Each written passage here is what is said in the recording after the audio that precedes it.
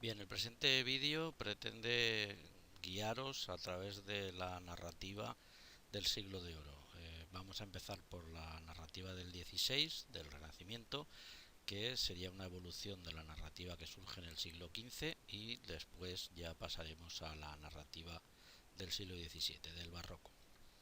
Bien, como veis, espero que tengáis el libro delante, o bien en formato digital o bien en formato papel. Las páginas en las que podéis encontrar esto en mi libro son las 79 hasta la 99. Igual puede variar un poco en el vuestro, pero vamos, en principio ahí tenéis el título que vais a encontrar en el apéndice. Transformaciones históricas de los géneros literarios, la prosa en el siglo XVI. Y a continuación viene la prosa del siglo XVII. Bien, como veis, en el siglo XVI encontramos dos tipos de prosa, la prosa didáctica y la prosa narrativa. La prosa didáctica viene directamente de la prosa didáctica del siglo XV, que es la evolución de don Juan Manuel, del conde Lucanor, que es una prosa que se dedica precisamente a modificar las conductas y a guiar a los jóvenes príncipes a comportarse como toca. Por tanto, esta prosa didáctica del 16 es heredera directamente de ese tipo de prosa del pre-renacimiento o siglo XV.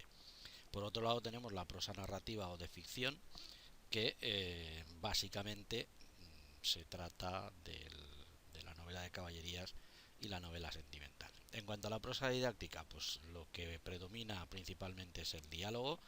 Es una narrativa con forma de diálogo en el que varios personajes dialogan sobre un tema al azar. Por ejemplo, en estos tres ejemplos que tenemos aquí, pues el diálogo de la lengua, donde algunos personajes hablan sobre la lengua.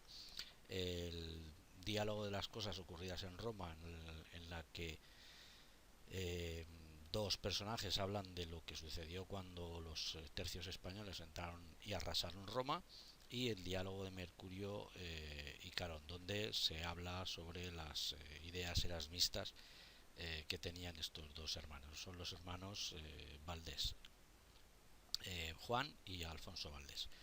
Bien, muy poco relevante la prosa didáctica, salvo estos diálogos, y la que nos interesa sobre todo es la prosa narrativa. Bien, la prosa narrativa o de ficción, al igual que la prosa didáctica, proviene también del siglo XV en origen, puesto que predominan dos tipos de narrativa en el siglo XV, en el prerrenacimiento, lo que llamamos prerrenacimiento. Por un lado son las novelas de caballerías, que vienen de influencia francesa, de Chrétien de Troyes, donde se narran los hechos de caballeros a través de la historia del rey Arturo. Y en España pues empezó a coger mucha importancia este tipo de novelas, mucha aventura, mucho caballero, mucho honor, mucho amor, mucho de todo. Son bastante voluminosas y con una serie de libros que continuaban, sagas y sagas interminables de caballeros y sus hijos y hazañas por doquier. Bien, por otro lado tenemos la novela sentimental, que es una novela más de tipo amoroso. Según dicen, iba más destinado a las mujeres. En las fiestas cortesanas, pues los caballeros gustaban más de la novela de caballerías, mientras que las damas pues tiraban más hacia la novela sentimental. La novela sentimental no es más que una recreación del mundo caballeresco del amor cortés, donde un señor se enamora de una dama y todos esos requiebros eh, se realizan mediante una serie de cartas o epístolas que se dirigen los enamorados. Bien, eso en cuanto al siglo XV.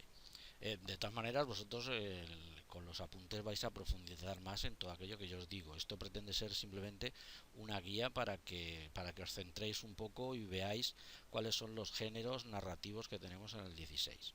Bien, a continuación tenéis una tabla eh, con la aparición de los principales subgéneros narrativos que vamos a encontrar durante el Renacimiento.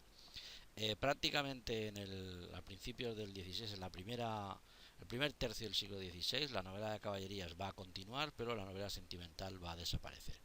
Eh, La novela de caballería sí que va a tener éxito durante todo el siglo XVI, pero van a aparecer nuevos subgéneros teatrales. Aquí tenéis todas las características de la novela de caballerías, en las que no voy a entrar. Las tenéis ahí, las leéis, subrayáis, os hacéis esquemas, notas, lo que queráis.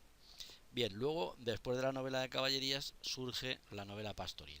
Ya lo habíamos comentado en clase, cómo el mundo pastoril va a cobrar una importancia tremenda en el Renacimiento, tanto a nivel lírico como narrativo e incluso teatral, y por tanto la narrativa no iba a quedarse atrás. Tenemos una novela, son historias protagonizadas por falsos pastores que se enamoran de pequeñas jovenzuelas, pastoras, pastorcillas, bellísimas, en un locus amoenus, en un lugar agradable que era el lugar típico para el amor.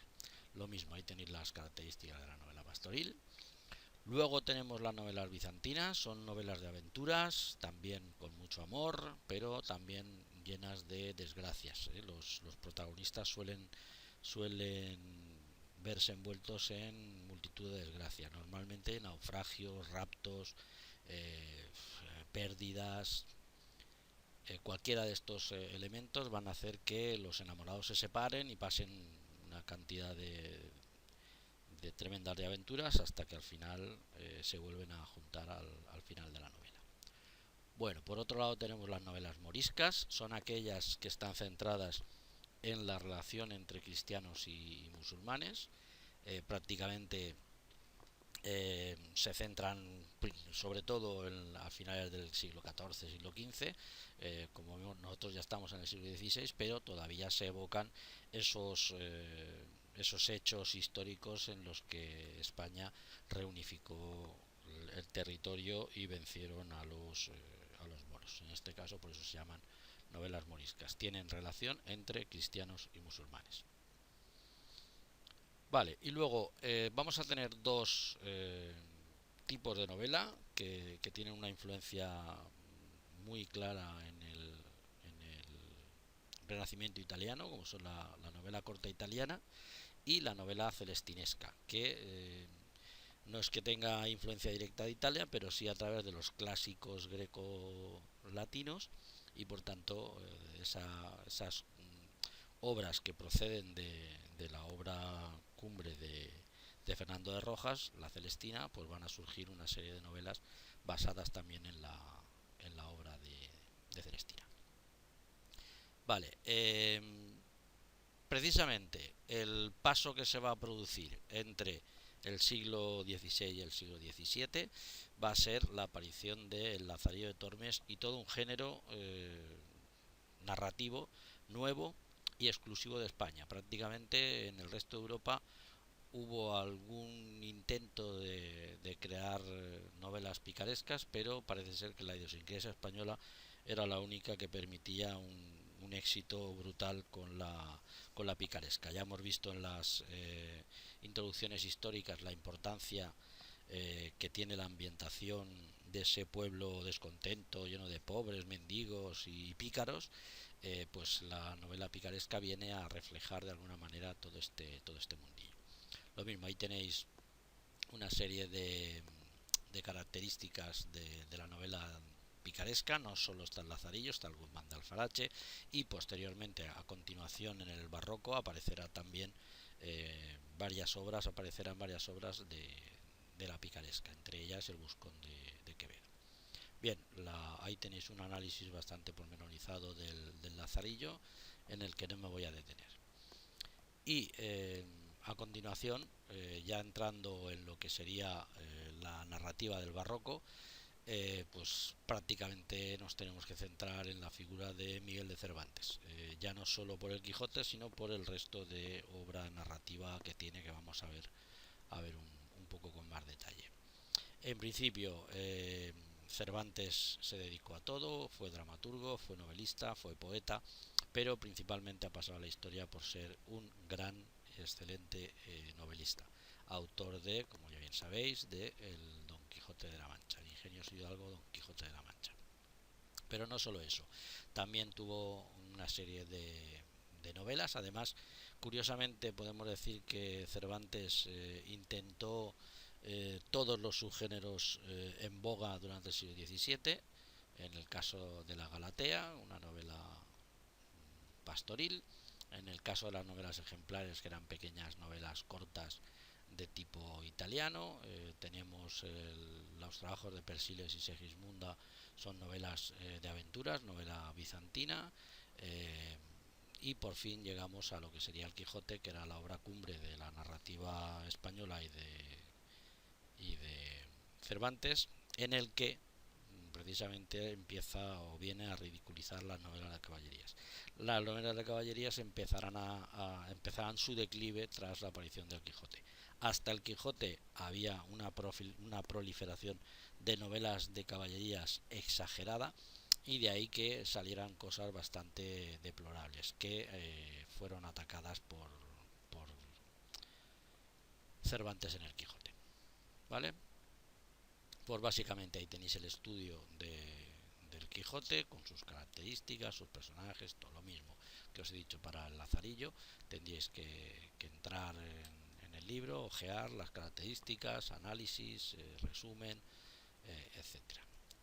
Y por último, como ya hemos comentado, en la novela picaresca, junto a Cervantes en el barroco, hay que destacar la figura de Quevedo con El Buscón, que sería una novela picaresca, evolución del Lazarillo y del Guzmán, pero ya en el barroco, donde se ve la diferencia también entre la estética renacentista y la estética barroca en cuanto a la prosa y al contenido y a la actitud vital de los personajes.